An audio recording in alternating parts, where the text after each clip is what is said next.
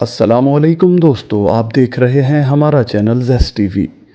دوستو، کیا آپ جانتے ہیں کہ دنیا میں ایک ایسا شخص بھی ہے جس نے ایک اڑتے ہوئے بوئنگ 727 جہاز کو مسافروں سمیت ہائی جیک کر لیا اور $2 لاکھ کی رقم کی ڈیمانڈ کی۔ اس کے بعد $2 لاکھ کی رقم لینے کے بعد وہ شخص پیراشوٹ کے ذریعے جمپ کر گیا اور اس کا آج تک کوئی پتہ نہیں چل سکا کہ وہ کون تھا اور کہاں سے آیا تھا۔ ہسٹری میں اس کو ایک انجان ہائی جیکر کے طور پر جانا جاتا ہے۔ یہ کہانی ہے ڈی بی کوپر کی۔ اس نے ٹکٹ خریدنے کے لیے اپنا نام ڈین کوپر لکھوایا تھا۔ کیا آپ امیجن کر سکتے ہیں کہ کوئی انسان آسمان سے غائب ہو جائے؟ یہ کوئی کہانی نہیں، یہ ایک حقیقت ہے جو کہ آج سے 52 سال پہلے امریکہ میں ہوئی تھی۔ دوستو، ڈی بی کوپر کو ڈھونڈنے میں پولیس اور ایف بی آئی نے اپنے 48 سال لگا دیے، لیکن اس کا آج تک کوئی پتہ نہیں چل سکتا۔ 1971 میں ڈی بی کوپر نام کے شخص نے ایک اڑتے ہوئے جہاز میں سے $2 لاکھ لوٹ کر امریکہ کے سیکیورٹی سسٹم کو فیل کر دیا تھا۔ کئی سالوں سے پولیس اور تحقیقاتی ادارے اس کی تلاش میں ہیں۔ اس کو اگر ہسٹری کا سب سے مسٹیریس آدمی کہا جائے تو یہ غلط نہیں ہوگا۔ دوستو، آج ہم اس ویڈیو میں جانیں گے کہ آخر وہ اڑتے ہوئے جہاز سے کیسے اور کہاں غائب ہو گیا۔ یہ north west orient airlines کا جہاز تھا جس کا رجسٹریشن نمبر N467US تھا۔ یہ ایک بوئنگ 727 طیارہ تھا۔ 24 نومبر 1971 کو وہ امریکہ کے ایک ایئرپورٹ پر پہنچا۔ ڈی بی کوپر نے $20 کا فلائٹ کا ٹکٹ خریدا اور اپنا نام ڈین کوپر بتایا۔ اس جہاز میں کل 36 مسافر سوار تھے۔ یہ جہاز سیٹل ایئرپورٹ جا رہا تھا۔ پورٹ لینڈ سے سیٹل ایئرپورٹ کا سفر 30 منٹ کا تھا۔ اس دور میں ایئرپورٹس پر ایڈوانس سیکیورٹی سسٹم نہیں ہوتے تھے۔ اس دن ڈی بی کوپر کو جہاز کے سب سے پیچھے والے حصے میں سیٹ ملی تھی، جو اپنا کام کرنے کے لیے ایک بہترین جگہ تھی۔ ڈی بی کوپر نے اپنا سامان اپنے پاس ہی رکھ لیا۔ یہ پورٹ لینڈ کا ایئرپورٹ تھا جہاں سے اس نے فلائٹ لی۔ جیسے ہی فلائٹ نے ٹیک آف کیا، اس نے اپنا کام شروع کر دیا۔ اس کے قریب ہی ایک ایئر ہوسٹس بیٹھی تھی۔ ڈی بی کوپر نے ایک لیٹر اس ایئر ہوسٹس کو دیا۔ پہلے تو ایئر ہوسٹس کو ایسا لگا کہ اس لیٹر کے ذریعے وہ اس سے فلرٹ کرنا چاہ رہا ہے، لیکن جب اس نے اس لیٹر کو کھولا تو اس کی آنکھیں پھٹی کی پھٹی رہ گئیں۔ اس لیٹر میں لکھا تھا کہ میرے پاس ایک بم ہے، آپ آ کر میرے ساتھ بیٹھیں اور جیسا کہتا ہوں ویسا ہی کریں، ورنہ بہت نقصان اٹھانا پڑے گا۔ اس بات سے وہ بہت گھبرا گئی اور ڈر کر اس نے اپنی ساتھ والی اٹینڈنٹ کو یہ بات بتائی۔ وہ دونوں ڈی بی کوپر کے پاس پہنچ گئی۔ ڈی بی کوپر کے پاس ایک بریف کیس تھا جس میں ایک بم تھا۔ اس نے ان کو وہ دکھایا اور پھر اپنی ڈیمانڈز بتائیں۔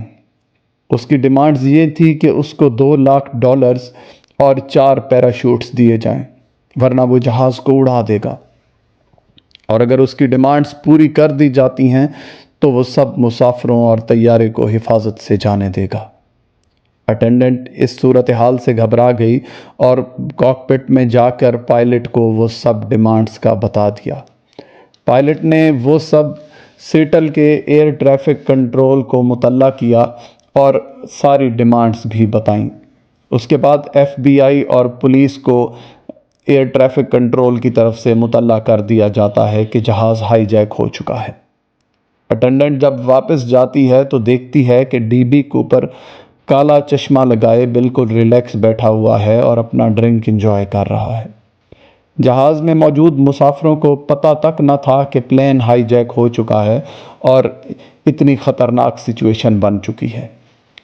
طیارے اور مسافروں کو بچانے کے لیے ایف بی آئی کی طرف سے کوپر کی تمام ڈیمانڈز کو مان لیا جاتا ہے اور وہ $2 لاکھ ایک بیگ میں بھر کر ان کے سیریل نمبر نوٹ کر لیے جاتے ہیں تاکہ ٹریک کیا جا سکے۔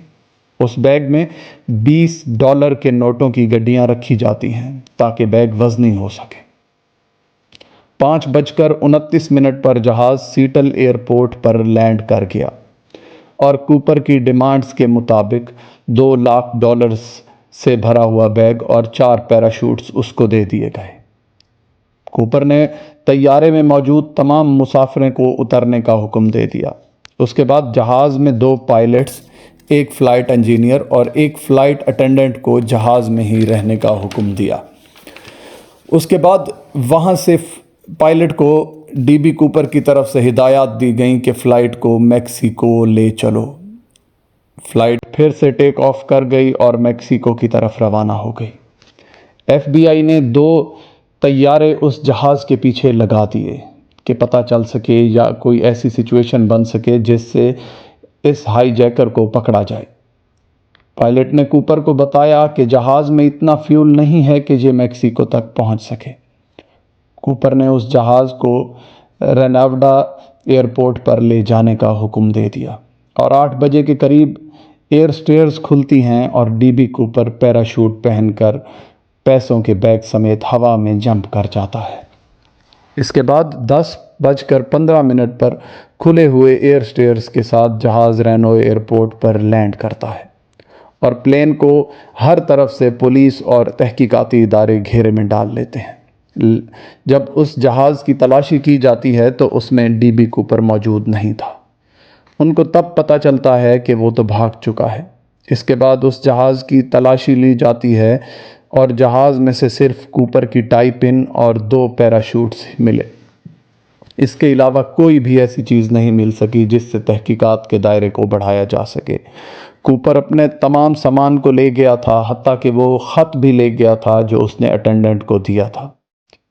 کوپر کو پکڑنے کے لیے نورجیک کے نام سے ایک تحقیقاتی پروگرام شروع کر دیا گیا۔ ایف بی آئی نے بہت تحقیقات کی، ہر جگہ اس کو تلاش کیا، لیکن اس کا کوئی پتہ نہ چل سکا۔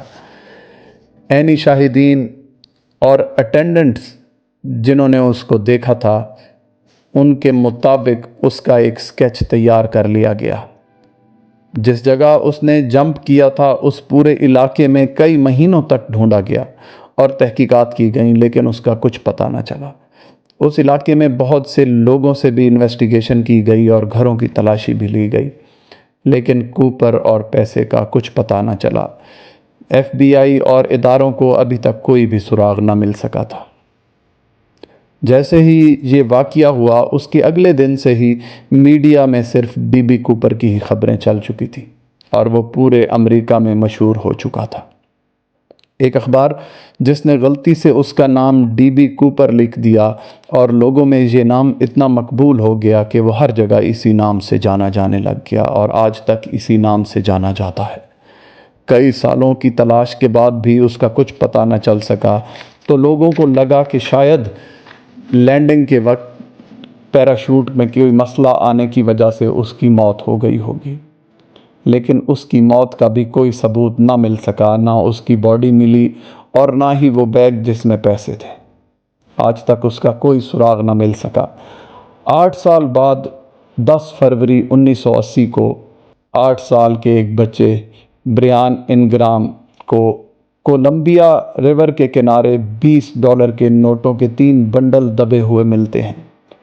بہت سالوں سے دبے ہونے کی وجہ سے وہ نوٹ خراب ہو چکے تھے، لیکن اندر کے کچھ نوٹس ابھی ٹھیک تھے اور بہت اچھی حالت میں موجود تھے۔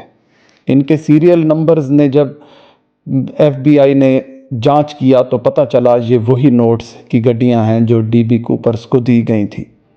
اس واقعے کے بعد اس کیس نے پھر سے تیزی پکڑی اور انویسٹیگیشن کا دائرہ بڑھا دیا گیا۔ دوبارہ سے انویسٹیگیشن ایجنسیوں نے اپنا کام شروع کر دیا، لیکن ان کو کوئی کامیابی نہ ملی اور آخرکار 45 سال گزرنے کے بعد 2016 میں اس کیس کو بند کر دیا گیا۔ ڈی بی کوپر کون تھا، کہاں سے آیا تھا اور کہاں چلا گیا، یہ آج تک کسی کو بھی پتہ نہیں چل سکا اور یہ امریکہ کی ہسٹری کی ایک سب سے بڑی مسٹری تھی جو آج بھی انسالوڈ ہے۔ ہماری ویڈیوز دیکھنے کا بہت شکریہ۔ اس طرح کی نئی نئی ویڈیوز اور اپڈیٹس کے لیے ہمارے چینل کو سبسکرائب کریں، لائک کریں اور بیل آئیکن پریس کریں تاکہ ہماری آنے والی تمام ویڈیوز آپ تک پہنچ سکیں۔